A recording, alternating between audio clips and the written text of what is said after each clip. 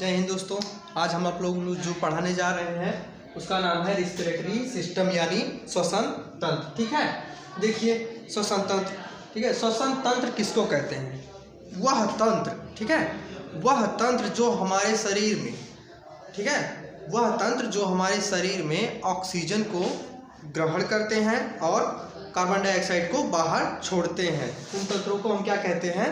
श्वसन तंत्र। ठीक है, देखिए पहले श्वसन अंग हम क्या देखेंगे? श्वसन अंग देखते हैं। श्वसन अंग, ठीक है, स्तनधारी यानी स्तनधारी में कौन आता है? स्तनधारी में हम लोग आते हैं और जानवर आते हैं। ठीक है, स्तनधारी में कौन आता है? हम लोग आते हैं और जानवर आते हैं। ठीक है, देखिए स्तनधारी किससे सांस लेते हैं? स्तनधारी किससे सांस लेते हैं? यानी हम लोग किससे सांस लेते हैं? हम लोग फेफड़े से सांस लेते हैं। ठीक है, स्तनधारी किससे सांस लेते हैं? फेफड़े से सांस लेते हैं। और देखिए कीट मतलब कीड़े मकोड़े किससे सांस लेते हैं? वो लोग लेते हैं श्वसन नली यानी ट्रेकिया। किससे सांस लेते हैं? ट्रेकिया से सांस लेते हैं। ठीक है, और क्या है? जलीय जंतु। ठीक है, जलीय जंतु किससे सांस लेते हैं? क्लोम से यानी गिल्स। ठीक है, आप लोगों ने देखा होगा कि मछली में 2 गिल्स लगे होते हैं। ठीक है, उसका क्या नाम है? क्लोम से सांस लेते हैं जलीय जंतु। और मेंढक, अब देखिए मेंढक कैसे सांस लेता है? मेंढक 2 तरह से सांस लेता है। कैसे?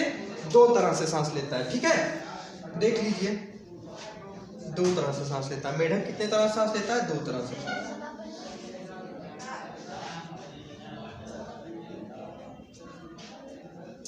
जमीन पर, ठीक है, जमीन पर किससे सांस लेता है? फेफड़े से। फेफड़े से सांस लेता है। ठीक है, और किससे सांस लेता है? जब जमीन के अंदर होता है, ठीक है, जमीन के अंदर त्वचा से सांस लेता है। किससे सांस लेता है? त्वचा से सांस लेता है। ठीक है, अब देखिए टेडपोल कौन होता है? वही मेंढक जो छोटा होता है तब किससे सांस लेता है? क्लोम से यानी गिल्स से। हम बताए थे कि जलीय जंतु किससे सांस लेता है? क्लोम से यानी गिल से। ठीक है, वही बात इसमें टेडपोल वही है मेंढक का छोटा बच्चा। ठीक है, किससे सांस लेता है? क्लोम यानी गिल्स से सांस लेता है। ठीक है, इतना तो हो गया। अब देखिए श्वसन जो होता है उसको हम बोलते हैं एक श्वास यानी ब्रीथिंग कैसे ली जाती है? 2 प्रकार से ली जाती है। ठीक है, एक हम अंदर जब लेते हैं, ठीक है, अंदर लेने को क्या बोलते हैं? निश्वसन। क्या बोलते हैं? निश्वसन, जिसको इंग्लिश में बोलते हैं इंस्पिरेशन। क्या बोलते हैं? इंस्पिरेशन। ठीक है, और उसको दूसरा है बाहर छोड़ना। बाहर जब हम छोड़ते हैं तो उसको क्या बोलते हैं? निश्वसन। क्या बोलते हैं? निश्वसन। ठीक है, उसको इंग्लिश में बोलते हैं एक्सपीरेशन। क्या बोलते हैं? एक्सपीरेशन। देखिए जब हम अंदर लेते हैं तब देखिए क्या लेते हैं? नाइट्रोजन लेते हैं, ऑक्सीजन लेते हैं और कार्बन डाइऑक्साइड लेते हैं। ठीक है, हम जब नाइट्रोजन लेते हैं कितना % लेते हैं? 78%। ठीक है, जब हम अंदर अपने शरीर में लेते हैं तो क्या कितना लेते हैं? नाइट्रोजन 78%। और उसके बाद जब ऑक्सीजन लेते हैं तब क्या कितना लेते हैं? 21%। कितना लेते हैं? 21%। ठीक है, और जब कार्बन डाइऑक्साइड को लेते हैं तब 0.03%। कितना लेते हैं? 0.03%। ठीक है, अब देखिए बाहर छोड़ना। जब हम लोग बाहर छोड़ते हैं सांस को तो क्या छोड़ते हैं? निश्वसन। उसको क्या बोलते हैं? छोड़ने को निश्वसन यानी एक्सपीरेशन। ठीक है, यानी एक्सपीरेशन। और देखिए नाइट्रोजन यानी नाइट्रोजन जैस का तस, मतलब जितना हम लिए थे उतना ही छोड़ेंगे, नाइट्रोजन को उतना ही छोड़ेंगे। ठीक है, और ऑक्सीजन हम कितना छोड़ेंगे? 17%। ठीक है, कितना छोड़ेंगे बाहर? 17%। और उसमें देखिए यहाँ पे हम कितना लिए थे? ऑक्सीजन 21% लिए थे और छोड़े कितना थे? 17%। ठीक है, बचा कितना? 4%। वही बचा हुआ 4% क्या बन जाता है? Carbon dioxide. ठीक है, हम कितना कार्बन डाइऑक्साइड छोड़े? 4%। ठीक है, तो ये समझ में आ गया होगा आप लोगों को। इसको स्क्रीनशॉट करिए, उसके बाद आगे चलते हैं। देखिए दोस्तों, ठीक है, अब जो हम देखेंगे क्या देखेंगे? श्वसन मार्ग। श्वसन मार्ग किसको कहते हैं? अब हम ये देखेंगे कि श्वसन मार्ग किसको कहते हैं। ठीक है, श्वसन मार्ग उसको कहते हैं जिस ठीक है, हमारे शरीर में जिस रास्ते से, मतलब जिस मार्ग से वायु जाती है उसे क्या कहते हैं? श्वसन मार्ग। ठीक है, अब हम आप लोगों को मार्ग बता रहे हैं, श्वसन मार्ग। ठीक है, किसको कहते हैं? देखिए हमारे नाकों के जो दोनों छिद्र, इसको क्या कहते हैं? नासा छिद्र। क्या कहते हैं? नासा छिद्र। हमारे जो दो नाकों के छिद्र हैं इसको क्या कहते हैं? नासा छिद्र। ठीक है, क्या कहते हैं? नासा छिद्र। इसमें क्या पाए जाते हैं? छोटे छोटे बाल पाए जाते हैं। हम जब सांस लेते हैं, ठीक है, जब हम सांस लेते हैं, सांस लेते वक्त जो भी कीटाणु या बैक्टीरिया जाते हैं वो किस में फंस जाते हैं? हमारे नासा छिद्र में, नासा छिद्र के बालों में फंस जाते हैं। ठीक है, और उसके बाद उनको क्या मिलता है? जो लोग उससे पार करके चले जाते हैं उनको फिर दोबारा क्या मिलता है? नासा कपाट। ये नासा कपाट, हमारी जो ये नाक के ऊपर हड्डी होती है इसको क्या बोलते हैं? नासा कपाट। ठीक है, यहाँ पे चले जाते हैं। उसके बाद क्या है? देखिए फेरिंग्स। क्या है? फेरिंग्स। फेरिंग्स मतलब नाक के नीचे। फिर उसके बाद जाएंगे तो क्या मिलेगा? ग्रसनी। क्या मिलेगा? ग्रसनी, जिसको आप लोग क्या बोलते हो? हलक। क्या बोलते हो? हलक। ठीक है, क्या बोलते हो? हलक। हलक को हम क्या बोलते हैं हिंदी में? ग्रसनी, और इंग्लिश में फेरिंग्स। ठीक है, उसके बाद क्या मिलेगा रास्ता? देखिए उसके बाद मिलेगा लैरिंग्स। लैरिंग्स मतलब स्वर नली। क्या? स्वर नली। ठीक है, स्वर नली, जहाँ जैसे कि यही है स्वर नली, जिससे आप लोग जो है आवाज़ को निकालते हो या फिर गाना गाते हो, जो भी कहते हो, ठीक है, उसको क्या बोलते हैं? लैरिंग्स यानी स्वर नली। फिर उसके बाद देखिए क्या आएगा? ट्रेकिया। ट्रेकिया मतलब जो है श्वसन नली। ठीक है, ट्रेकिया मतलब श्वसन नली, जिससे हम लोग वो कीट सांस लेते हैं, जिससे कीट सांस लेते हैं उसको क्या बोलते हैं? श्वसन नली। क्या बोलते हैं? श्वसन नली। ठीक है, उसको क्या बोलते हैं? श्वसन नली। ठीक है, ठीक है, क्या बोलते हैं उसको? श्वसन नली बोलते हैं। उसके बाद क्या आता है? ब्रोंकिया। क्या आता है? ब्रोंकाई। क्या आता है? ब्रोंकाई। देखो ये है ब्रोंकाई। ठीक है, ये क्या है? पूरी नली यहाँ से यहाँ तक जो दो भागों में बढ़ गई है इसको क्या बोलते हैं? ब्रोंकाई। और ये क्या है? ट्रेकिया है। क्या है? ट्रेकिया। ठीक है, क्या है? ट्रेकिया है। ठीक है, श्वसन नली जिसको बोलते हैं हम श्वसन नली, क्या है? ट्रेकिया। और ये जब दो भागों में बढ़ गई इसको क्या बोलते हैं? ब्रोंकाई। फिर उसके बाद ये वाली नली तो आ गई, फिर ये वाली नली जो है, ये वाली, इसको बोलते हैं ब्रोंकियोलिस। क्या बोलते हैं? ब्रोंकियोलिस। क्या बोलते हैं इसको?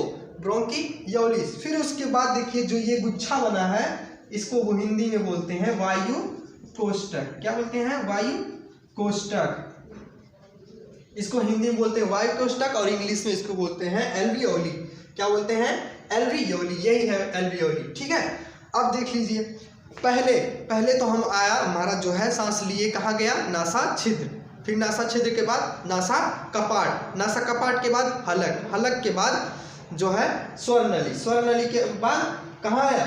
श्वसन नली यानी ट्रेकिया। एक भाग था, एक नली थी तो ट्रेकिया थी, दो नली हो गई तो ब्रोंकाई, फिर कई भागों में हो गई तो उसको क्या बोलते हैं? ब्रोंकियोलिस। यही है, देखिए। ठीक है, पहले एक नली थी तो उसको क्या बोलते थे? ट्रेकिया। दो नली हो गई तो उसको क्या बोलेंगे? ब्रोंकिया।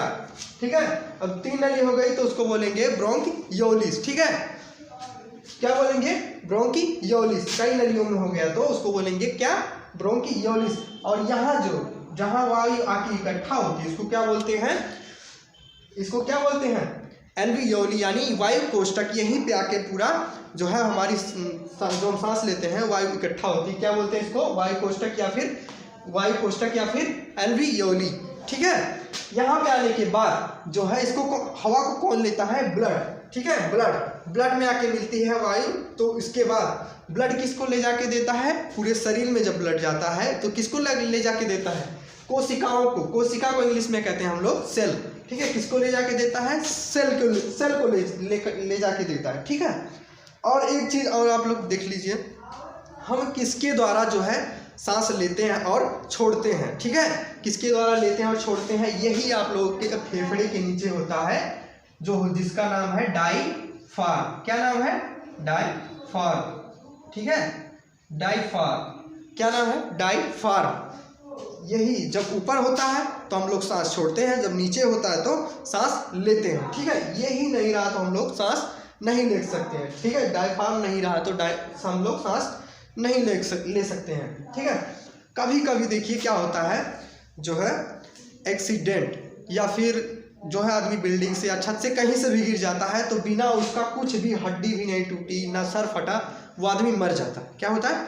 आदमी मर जाता है। ठीक है, उसका क्या हो जाता है? यही डायफ्राम टूट जाता है। ठीक है, ये मांसपेशियों का बना होता है। कैसे क्या हो जाता है, ये डायफ्राम टूट जाता है। ठीक है, इसलिए आदमी मर जाता है। और देखिए कभी कभी जो है गर्भवती महिला में ये डायफ्राम नीचे ही दब जाता है। क्या हो जाता है, नीचे केवल दब जाता है, या फिर दाएं साइड बाएं साइड दब जाएगा। तो जो है गर्भवती महिला कैसे सांस लेगी, अपनी रिप्स यानी जो है इसके ऊपर जो है हड्डियां होती हैं बनी ऐसे, उसको बोलते हैं रिप्स यानी पसलियां। ठीक है, वो महिलाएं किससे सांस लेती हैं, पसलियों से सांस लेती हैं। अन्यथा अगर पसली नहीं रहेगी तो वो भी मर सकती हैं।